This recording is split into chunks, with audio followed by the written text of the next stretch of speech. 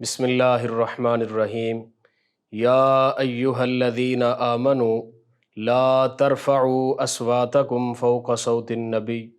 حضرات ناظرین کرام، نبی کریم صلی اللہ علیہ وسلم کے حقوق مسلمانوں کے ذمہ اللہ تعالیٰ نے لگائے ہیں۔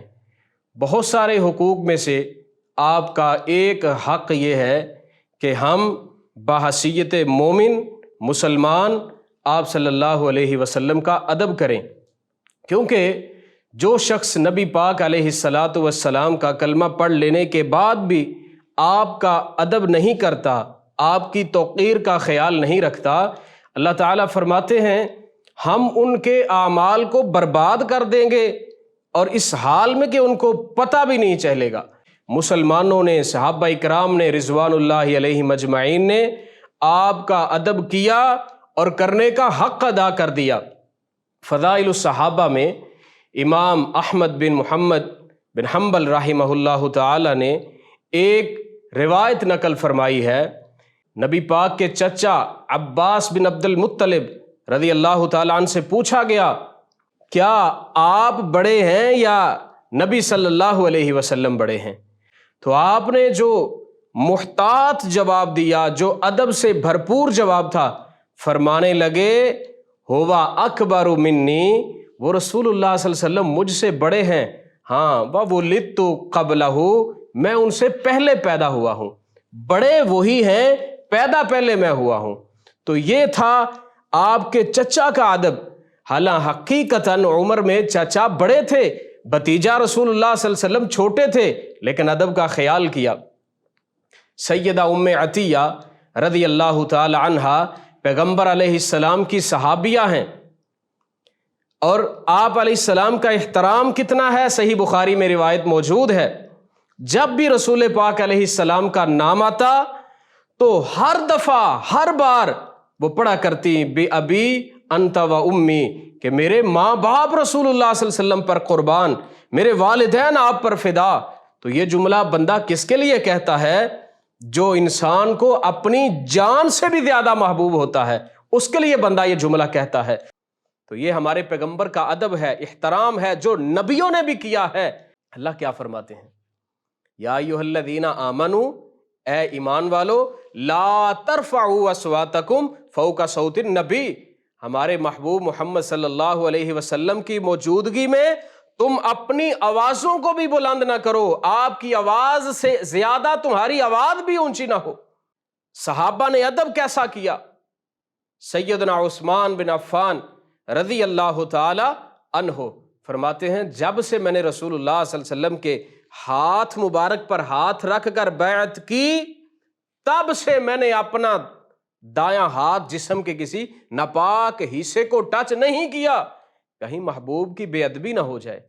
سیدنا علی رضی اللہ تعالی عنہ، آپ بھی بڑے پیارے صحابی ہیں، محبوب کے عزیز ہیں، آپ کے چچا زاد ہیں، آپ کے داماد ہیں۔ ادب کیسا ہے؟ نبی صلی اللہ علیہ وسلم نے ان کو ایک ریشم کا حلہ دیا، ظاہر ہے کسی جنگ سے آیا ہوگا، آپ نے ان کو دے دیا۔ حضرت علی نے وہ زیب تن کر لیا، پہن لیا۔ نبی صلی اللہ علیہ وسلم نے دیکھا آپ کا چہرہ غصے سے سرخ ہو گیا۔ نبی صلی اللہ علیہ وسلم کی طرف علی کی نگاہ اٹھی رضی اللہ عنہ، آپ کے چہرے کا عالم دیکھ کر، چہرے کے آثار دیکھ کر آپ فوراً سمجھ گئے، نبی پاک کے چہرے کے امپریشن دیکھ کر سمجھ گئے کہ محبوب کو یہ بات ناپسند گزری ہے۔ فوراً گئے، اس کو اتارا اور گھر کی خواتین میں تقسیم کر دیا۔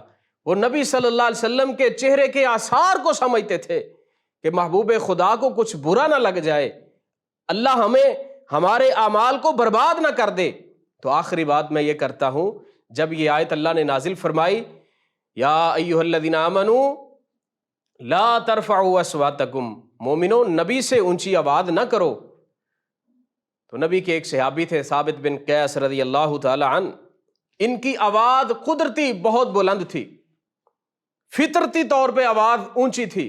گھر میں بیٹھ گئے، مسجد میں نہیں آتے، پریشان ہیں۔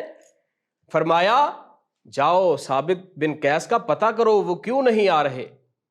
صحابہ گئے، پوچھا تو کہنے لگے میں تو برباد ہو گیا، میری آواز نبی پاک کی آواز سے بلند ہے، اللہ نے میرے اعمال کو برباد کر دیا ہے، میں تو جہنمی ہو گیا۔ صحابہ نے آ کے صورتحال سے آگاہ کیا تو نبی پاک نے فرمایا جاؤ ثابت بن قیس کو بتلاؤ، بل ہوا من اہل الجنہ، وہ تو جنت والوں میں سے ہے، وہ تو جنتی صحابی ہے، اس کا تو اس میں کوئی قصور نہیں، اس کی آواز تو قدرتاً اونچی ہے، اس کو کہو میری مجلس میں آئے، میری مجلس میں رہے۔ تو اللہ تعالیٰ نے مومنوں کو پابند کیا ہے کہ میرے محبوب صلی اللہ علیہ وسلم کا ادب کرنا ہے، لِتُؤْمِنُوا بِاللَّهِ وَرَسُولِهِ وَتُعَزِّرُوهُ وَتُوَقِّرُوهُ وَتُسَبِّحُوهُ بُكْرَةً وَأَصِيلًا۔ اللہ فرماتے ہیں اللہ پر ایمان، اس کے رسول پر ایمان لانے کے بعد میرے محبوب کی مدد کرنی ہے، وَتُعَزِّرُوهُ، ایسی مدد جس میں محبوب کی عزت بھی ہو، توقیر بھی ہو، آپ کا احترام بھی ہو۔